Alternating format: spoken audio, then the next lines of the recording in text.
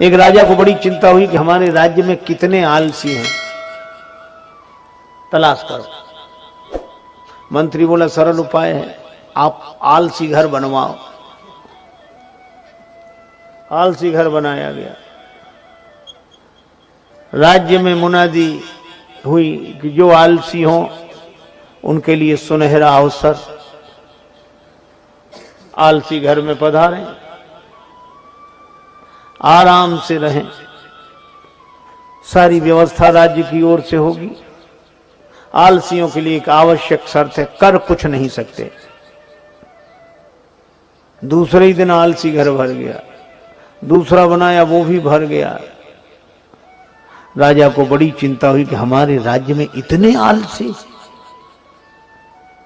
मंत्री बोला कि सरकार इतने आलसी हो ही नहीं सकते, तो असली आलसी कैसे मिले? कहा घास फूस के झोपड़े हैं, आलसी घर लगा दो आग। अब आलसी घर में आग लगे, अब आग लगे तो कौन रुके? आग लगी सब भागे, लेकिन आश्चर्य दो फिर भी पड़े रहे। एक आलसी दूसरे से कह रहा था कि अब तो झोपड़े में ही आग लग गई, उठकर चिलम जला ले।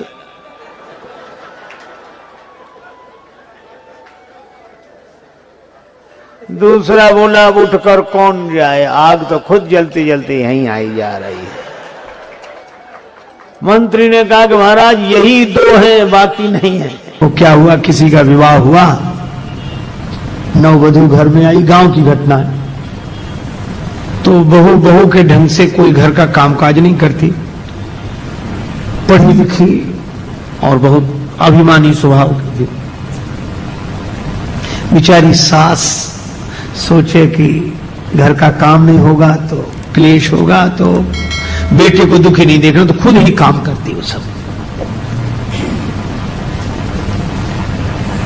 एक दिन बेटे को लगा कि ये बैठी रहती है, तो बेटे ने सोचा कि मैं मां के हाथ से झाड़ू लेकर झाड़ू लगाऊंगा तो इसे शर्म लगेगी। पति ने उसके हाथ से झाड़ू, नहीं तुम मत लगाओ, मैं लगाऊं। बोली नहीं, मां बोली मैं लगाऊंगा। अब बेटा कह गया नहीं माता जी अच्छा नहीं, मैं लगाऊंगा। और दोनों झगड़ने लगे।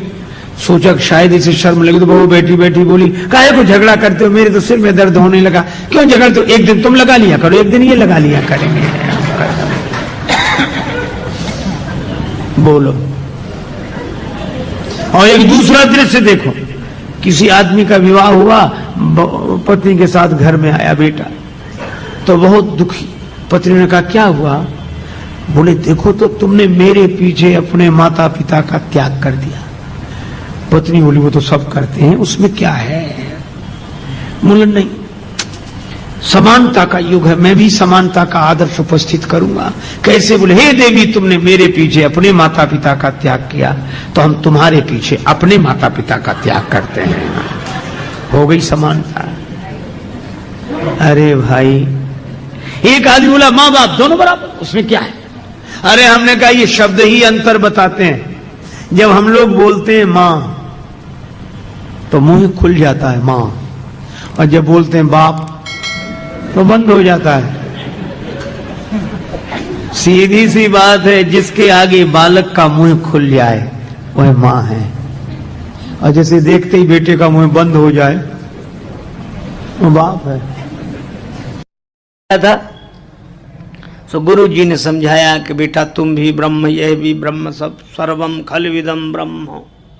तो गुरु जी ने तो ठीक समझाया।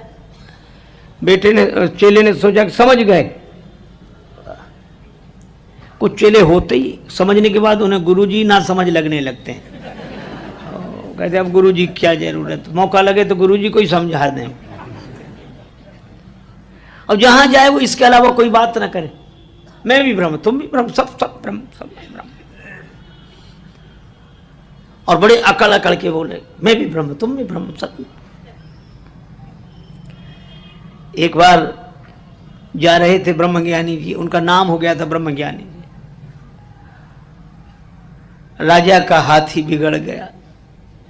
महावत चिल्ला चिल्ला के कह रहा था सामने से हट जाओ, जो जाओ वहां से हट जाओ, हाथी हमारे कंट्रोल में नहीं है, तुम्हारा कुछ बिगड़ जाए तो हम जिम्मेवार नहीं हैं। वो चिल्ला चिल्ला के कह रहा था। ब्रह्मज्ञानी जी 2-4 लोगों के बीच में थे। लोगों ने कहा कि चलो महाराज चलो। अरे बोले कहाँ? आना जाना कहाँ है? सब जगह ब्रह्म है। अरे कहा महाराज वो महावत कह रहा है चिल्ला चिल्ला के हाथी। इतने दिन हो गए सत्संग करते, अभी भी तुम्हें हाथी में ब्रह्म नहीं दिखाई दे रहा? तुम्हारी दृष्टि में हाथी है, तुम जाओ, हमारी दृष्टि में तो ब्रह्म है। हम भी ब्रह्म, हाथी भी ब्रह्म। ब्रह्म दो है नहीं, तो जब दो है नहीं तो ब्रह्म ब्रह्म को मारेगा कैसे, मिटाएगा कैसे?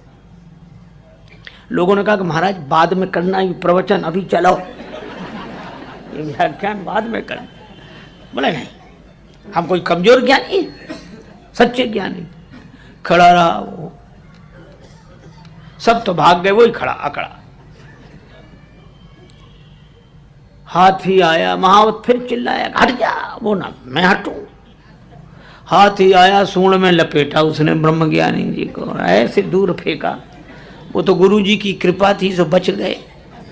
ने हाथी ने पांव ही नहीं रखा छाती पर, दूर गिरे, हड्डियां 2-4 टूटी। गुरु जी को पता लगा तो देखने गए कि बेटा तुम्हारी यह दुर्दशा किस कुसंग से हुई है? बोले महाराज कुसंग से नहीं, सत्संग से, आपके ज्ञान से। गुरु जी बोले हमने क्या ज्ञान दिया है? आप ही कहते थे सर्वम खलविदम ब्रह्म, तुम भी ब्रह्म, यह भी ब्रह्म, वह भी ब्रह्म, तो मैं भी ब्रह्म, हाथी भी ब्रह्म। तो जब ब्रह्म ब्रह्म को देख रहा था तो ब्रह्म ने ब्रह्म को उठाकर क्यों फेंक दिया? इसलिए आपका ज्ञान झूठा।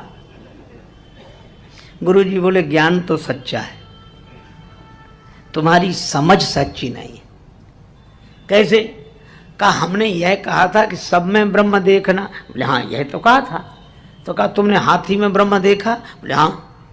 और कहा उसके ऊपर जो महावत बैठा था वो चिल्ला कर कह रहा था हट जाओ हट जाओ हट जाओ। उस महावत में ब्रह्म नहीं था। बोले क्या मतलब? गुरुजी ने कहा कि सब में ब्रह्म है तो महावत में भी ब्रह्म था, और महावत ने मना किया कि हट जाओ तो माने नहीं। तो हाथी में ब्रह्म तो देखते रहे, महावत में ब्रह्म नहीं देखा। तो सीधी सी बात है, जब ब्रह्म ने ब्रह्म की नहीं